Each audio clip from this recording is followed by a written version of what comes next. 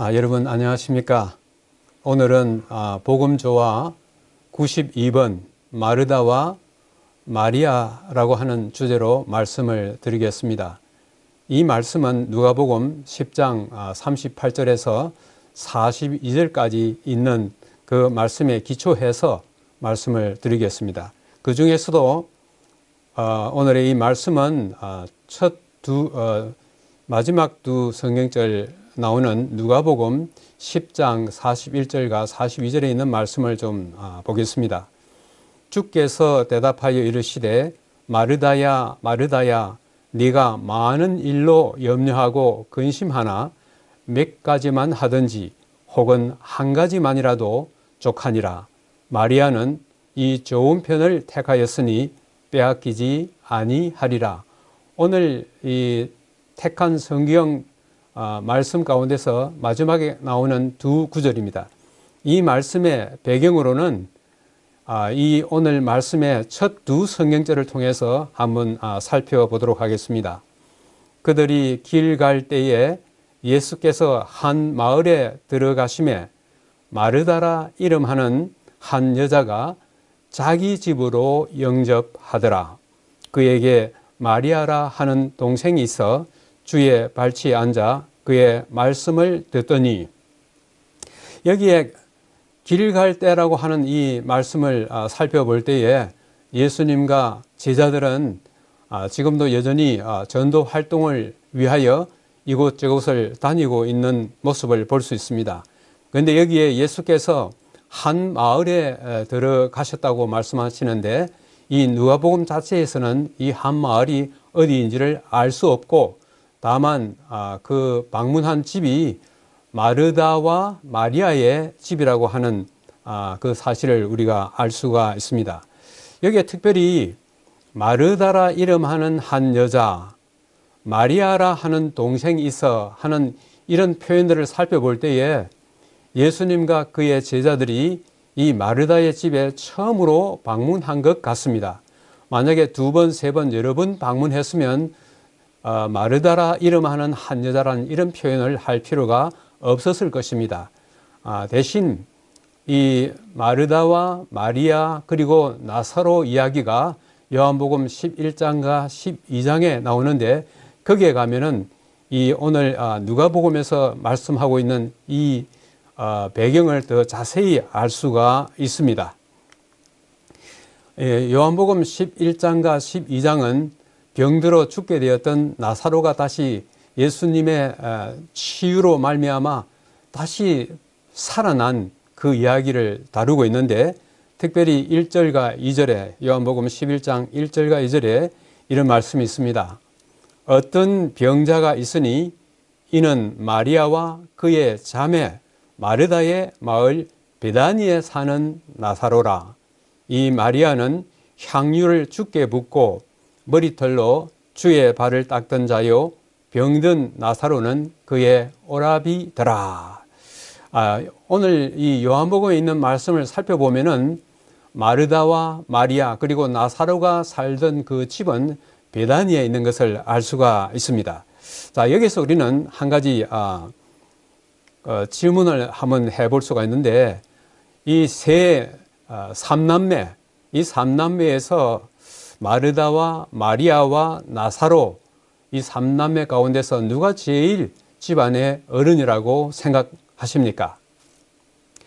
우리는 일반적으로 나사로라고 생각하고 있습니다. 왜냐하면 나사로를 이야기할 때에 마리아의 오라비라고 하는 그 표현 때문에 그렇습니다. 그런데 여기에 대해서 이 헬라어 성경 원문을 보면은 거기는 오라비든지 동생이든지 그런 표현이 없고, 다만 마리아를 이야기했을 때는 마르다의 여형제, 나사로를 이야기할 때는 마리아의 남형제, 그렇게 표현되어 있습니다.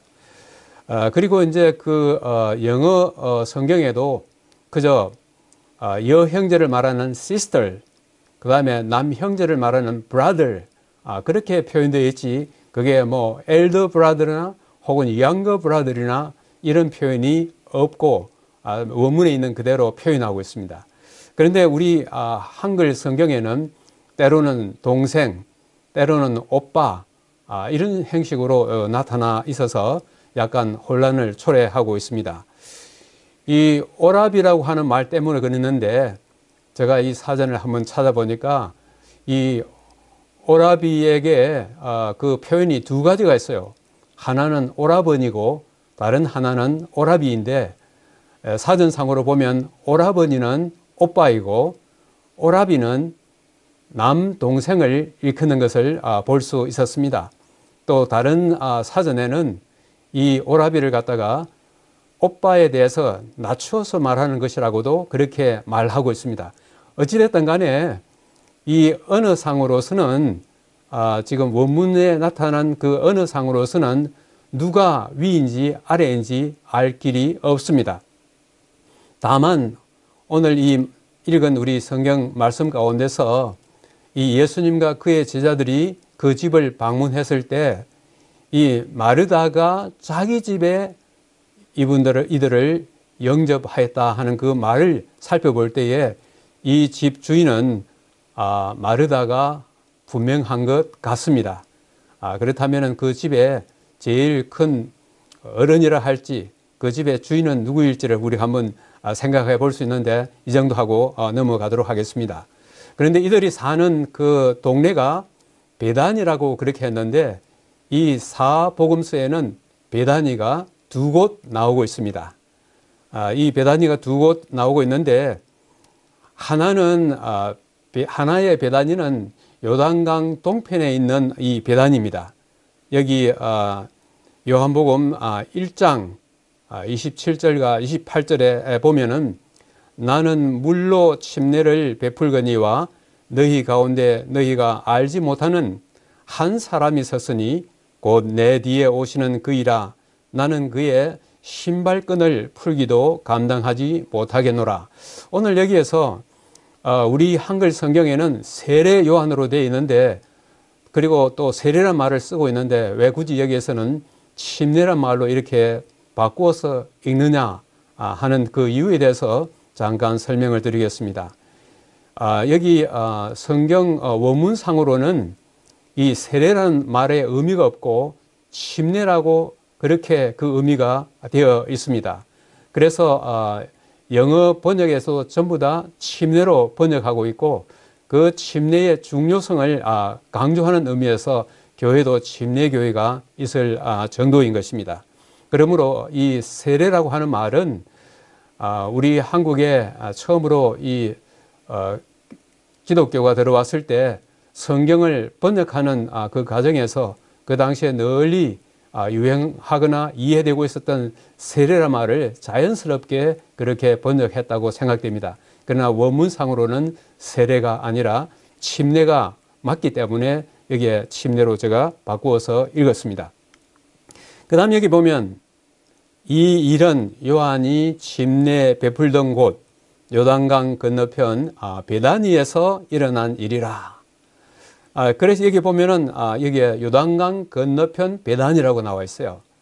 지난 시간에 우리가 살펴보았듯이 요단강 건너편은 요단강 동편 페레아 그 땅 어느 지점에 요단강 근처에 이 베다니가 있었던 것으로 그렇게 볼 수가 있습니다. 여기 빨간 하살표가 여기 나와 있는데 여기에 보면 요단강 동편에 있는 이 베다니입니다. 그 다음에 여기에 청색 하살표 있는 이게 이제 오늘 이 성경 말씀에 그 마르다와 마리아의 집이 있는 그 베다니인데 이 베다니는 예루살렘 근교에 있습니다. 여기 요한복음 11장 18절에 있는 말씀을 보면은 베다니는 예루살렘에서 가깝기가 한 오리쯤 된다 그렇게 말씀하고 있습니다. 그렇기 때문에 이 마리아와 마르다가 그리고 나사로가 살던 이 집은 예루살렘에서 매우 가까운 곳에 살고 있는 것을 우리가 여기에 볼 수가 있습니다. 그런데 오늘 이 이야기에서 나오는 두 주인공이 마르다와 마리아이기 때문에 이들에 대해서 한번 좀 살펴보고자 하는 것입니다.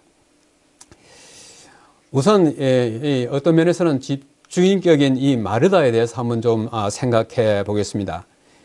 이 마르다의 이름의 뜻은 이 아람어에서 온 것으로 여주인 또는 안방주인이라고 하는 그런 의미를 지니고 있습니다. 그런 의미에서 오늘 누가복음 10장 39절에 이 마르다가 자기 집으로 영접하더라 하는 이 말씀을 우리가 살펴볼 때에 이 마르다는 그 집의 집주인인 것이 분명하고 또 안방주인으로 말하기에 아주 적합한 표현인 것 같습니다. 이 마르다는 무엇보다도 아주 열정적으로 일하는 그런 여인이었습니다. 그 하나 예로 한번 살펴보면 오늘 읽은 이 말씀 가운데서 누가복음 10장 40절에 마르다는 준비하는 일이 많아 마음이 분주한지라 이렇게 이야기했습니다. 여기에 마르다는 준비하는 일, 준비하다 하는 이 말은 무엇이냐 하면은 오늘날 우리가 이제 그 교회에서 집사라고 할 때에 그 집사의 그 헬라어가 디아코노스인데 이 말과 어원이 같습니다. 여기에 분주하다 하는 이 말은 그래서 이제 이 마음이 또 그래서 분주하다 이렇게 말했는데 이 분주하다에 해당되는 이 헬라어도 무슨 뜻을 갖고 있느냐 하면은 사방에서 끌어당기다. 그러니까는 이 일도 해야 되고 저 일도 해야 되고 정신없이 분주하게 이렇게 뛰어다니는 이 마르다의 모습을 볼 수가 있습니다. 그 다음에는 요한복음 12장 2절에 거기서 베다니입니다. 예수를 위하여 잔치할세. 이때는 마르다의 집에서 잔치하는 것이 아니라 한때 문둥이였지만은 예수님께서 고쳐주신 이 시몬의 집에서 잔치를 하게 됐는데 그때도 마르다는 일을 보고 여기에 나오는 이 일을 보고도 앞에서 보았던 집사라고 하는 말과 어원이 같은 똑같은 말이 여기에 사용되고 있습니다. 이렇게 마르다는 아주 열심히 일하는 한 여성으로 상징되고 있습니다. 그런데 처음으로 예수님에 대한 소문도 많이 났고 또 그의 제자들도 함께 이 집을 방문했기 때문에 손님 접대하기에 그 집의 주인으로서 얼마나 분주하겠습니까? 손이 10개라도 모자라는 그런 입장인데 도와줄 수 있는 동생 마리아 그가 도와주기는커녕 예수님 발밑에 앉아가지고 예수님의 말씀을 갖다가 듣고 있는 것입니다. 그러니까 언니로서 화가 나지 않겠습니까? 그래서 예수님께 와서 이렇게 대꾸를 합니다. 주여, 내 동생이 나 혼자 일하게 두는 것을 생각하지 아니하시나이까? 하고 이렇게 질문 형태이지만은 아주 불평을 나타내는 그런 말을 얘기하고 있습니다. 그런데 여기에는 질문할 때에 두 가지의 부정어가 사용된다고 말씀드렸죠. 하나는 우고 하나는 매인데 우로 질문할 때는 내가 질문하는 것과 똑같은 생각을 갖고 계시지요 하는 그런 의미인 것입니다. 오늘 여기에서는 그것을 사용해서 질문을 하고 있습니다. 예수님, 내 혼자 이렇게 열심히 일하고 있지 않습니까? 나에게 좀 도움이 필요한 걸 알지 않습니까? 그렇게 그런 생각으로서 예수님에게 불만 섞인 이야기를 하고 있습니다. 자, 이런 이 마르다에 비해서 마리아는 어떤 인물인가? 이 마리아에 대해서 어떤 주석가들은 발 아래 여인이라고 그렇게 이야기했습니다. 저는 또 이것을 해타의 여인이라고 그렇게 말하고 싶습니다. 이 해타라고 하는 것은 그래서 다시 말하면은 어른이 이야기를 할 때에 그 어른의 말씀을 경청하기 위해서 어른 아주 가까이에서 이 말씀 듣는 것을 때로는 해타라고 그렇게 이야기하는데 침이 튀어서 듣는 사람의 얼굴에 침이 튀어갈 정도로 가까이에서 이 말씀을 아주 경청하는 그런 의미에서 이 헷하는 말을 사용하고 있습니다. 그래서 이 마리아를 발 아래 여인 또는 헷하의 여인으로 부를 수가 있을 것입니다. 자, 거기에 이 발 아래 여인으로서 마리아를 보여주는 성경절 한 몇 가지가 있는데, 누가복음 10장 39절에 그에게 마리아라는 동생이 있어 주의 발치에 앉아 그의 말씀을 듣더라. 주의 발치, 주의 발 아래 앉아서 말씀을 듣더라 하는 이 마리아의 경청하는 모습을 여기서 볼 수가 있습니다. 그 다음에는 요한복음 11장 32절에 자기 우리 성경으로 나타난 오라비 나사로가 죽었을 때에 예수님을 만난 이 마리아가 이렇게 말했습니다. 마리아가 예수 계신 곳에 가서 배웠고 그 발 앞에 엎드리어 이르되 주께서 여기 계셨다면 내 오라비가 죽지 아니하였겠나이다, 이렇게 이야기했습니다. 그 다음 장인 요한 12장 3절에는 마리아가 예수님의 발에 비싼 향유를 붓고 자기의 머리털로 눈물로서 씻는 그 광경이 나오는데, 마리아는 지극히 비싼 향유를 예수의 발에 붓고 자기 머리털로 그의 발을 닦는다, 이런 표현이 있습니다. 이런 여러 가지 표현들을 볼 때에 마리아는 어떻게 하든 예수님 가까이에서 예수님의 말씀을 경청하는, 참으로 진리를 사랑하는 그런 여인으로 여기에 나타나 있습니다. 자, 이 두 여인 마르다와 마리아에 대해서 예수님께서 이들에 대해서 어떻게 평가를 하셨는지 참 흥미로운 것을 우리가 살펴볼 수가 있습니다. 우선 마르다에 대해서 예수님께서 어떻게 평가를 하셨는가? 이 마르다가 와서 동생이 나 좀 도와주지 않는다고 이런 불만 섞인 말을 했을 때에 예수님께서는 마르다야, 마르다야, 네가 많은 일로 염려하고 근심하나, 이런 말씀을 예수님께서 하셨습니다. 이 마르다야 한마디 하는 거하고 마르다의 이름을 두 번 연거푸 마르다야, 마르다야 하는 것에는 차이가 좀 있을 수 있는 것입니다. 불만 섞인 말로 예수님께 와서 어떤 면에서는 좀 이 분위기를 깨고 좀 버릇이 없는 것 같은 이 마르다에 대해서 예수님이 마르다야, 마르다야 이렇게 하심으로써 마르다에 대한 그 다정스러운 모습을 여기에 보이면서, 그래, 네가 정말 우리를 대접하기 위하여 수고한 거 내가 잘 안다, 그렇게 말씀하시면서, 그러나 몇 가지만 하든지 혹은 한 가지만이라도 족하니라, 이렇게 말씀을 하셨어요. 여기 현대인의 성경에는 꼭 필요한 것은 한 가지뿐이다, 이렇게 말씀하고 있어요. 여기에 대한 이 성경절에 대해서 어떤 주석가들은 이걸 갖다가 두 가지로 해석하기도 합니다. 몇 가지만 하든지 너 음식 그렇게 많이 준비할 필요 없이 몇 가지만 해도 된다. 아니면 한 가지만 해라. 그렇게 해석하는 주석가들도 있고, 또 어떤 주석가들은 앞에 몇 가지만 하든지 하는 이것을 물질적 대접 혹은 음식 대접에 적용시키고, 한 가지는 이 영적인 대접, 곧 하나님의 말씀을 듣는 거기에 적용하기도 합니다. 이 최근의 사본에는 이 몇 가지만 하든지 혹은 한 가지만 이라도 족하다 하는 그 말에서 앞에 있는 말은 없고 뒤에 있는 한 가지만 족하다 하는 그런 말이 성경 난외주에 그렇게 나와 있습니다. 자, 이렇게 봤을 때에 마르다와 마리아에 대해서 우리가 인간적으로 평가할 때에 누가 더 옳고 그른지 한번 판단해 볼 수도 있을 것입니다. 그런데 여기서 마르다에게 꼭 필요한 것이 무엇인지를 우선 한번 살펴보도록 하겠습니다. 마르다는 침착하고 경건한 정신을 가져야 했습니다.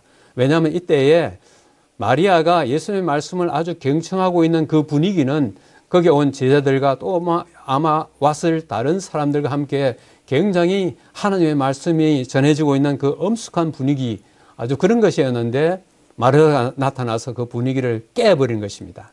어떤 면에서는 예의가 좀 없는 것이죠. 좀 더 침착할 필요가 있었던 것이죠. 그런 가운데서 예수님께서 하신 말씀은 영생에 관한 더 깊은 지식을 좀 가져라. 너가 음식 준비하는데도 그것도 참 필요하지만은 그것보다 더 중요한 영생에 관한 것을 좀 더 깊이 갈망하라. 그런 말씀이 있습니다. 잠시 없어져 버릴 이런 것들에 대해서는 염려 좀 덜하고 영원히 존속할, 영원히 있게 될 그런 것에 대해서는 더 근심을 가져라, 더 염려해라 하는 이런 의미를 이 말씀 속에 내포되어 있는 것입니다. 이 마리아에 대해서는 이렇게 표현했습니다. 마리아는 이 좋은 편을 택하였으니 빼앗기지 아니하리라. 여기에 나오는 이 더 좋은 편은 음식 접대보다도 하나님의 말씀을 듣는 이것을 선택한 마리아를 예수님께서는 더 높이 평가하시면서 마리아가 택한 이 좋은 기회는 누구도 이것을 갖다가 빼앗을 수 없다고 그렇게 이야기한 것입니다. 그래서 어떤 의미에서는 마리아는 마르다가 소홀히 한 것을 더 소중히 여긴 것을 알 수가 있습니다. 그래서 이 마르다와 마리아를 이렇게 도표로 잠깐 비교한다면은 마르다는 손님이 왔으니까는 음식 접대에 온 신경을 거기에 다 쓰고 있었고, 마리아는 그 현실적으로 손님 접대가 필요한 것임에도 불구하고 이 영적인 접대, 다른 말로 하면은 하나님의 말씀을 듣는 일에 더 많이 신경을 썼다고 하는 것을 여기에서 볼 수가 있습니다. 이것을 보면서 우리 현실을 한번 잠깐 생각해 보면은 우리는 음식 대접과 영적 대접, 우리가 손님이 왔거나 누가 왔을 때에 음식을 접대하는데 보내는 그 시간과 하나님의 말씀을 듣는데 보내는 그 시간에서 우리는 어느 쪽을 지금 택하고 있는가 하는 것입니다. 우리가 이 교회에 있어서도 대형 교회는 잘 모르겠지만은 이 예배가 끝나고 나면은 온 신자들을 위해서 점심을 접대하게 됩니다. 이때에 그 많은 사람들을 접대하기 위해서 집사님들이 설교 시간을 떠나가지고 음식 준비하기 위해서 부엌에 가서 시간을 보내는 경우가 참 많이 있습니다. 오늘 이 말씀을 우리가 비교해 볼 때에 우리는 마르다가 하는 일도 참 필요하지만은 그러나 그보다 더 중요한 것, 곧 마리아가 선택한 그것을 오늘날 우리도 배워야 할 것이라고 생각됩니다. 그래서 여기에 우리에게 있어서는 항상 급한 것과 중요한 것, 이 둘이 늘 우리에게 있을 수 있는데 급한 것이기 때문에 우리는 늘 그것에 매달리기가 쉬운 것입니다.